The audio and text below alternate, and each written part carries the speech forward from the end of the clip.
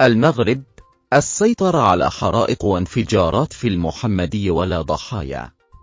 بيان رسمي للسلطات المحلية: هزت انفجارات قوية ومتتالية مدينة المحمدي المغربية مساء الخميس بعد اندلاع حريق في مستودع لتخزين الغاز. وذكرت مصادر وشهود عيان أن الحادث نجم عن تسرب مفاجئ للغاز قبل أن تتحول الكميات المتسربة إلى نيران كثيفة أدت إلى انفجارات متتالية في بعض المخازن.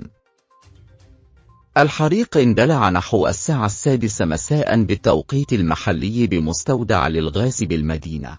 السلطات المحلية والأمنية ومصالح الوقاية المدنية الإطفاء تمكنت من السيطرة على الحريق الساعة 8:30 مساء من دون تسجيل أي خسائر بشرية.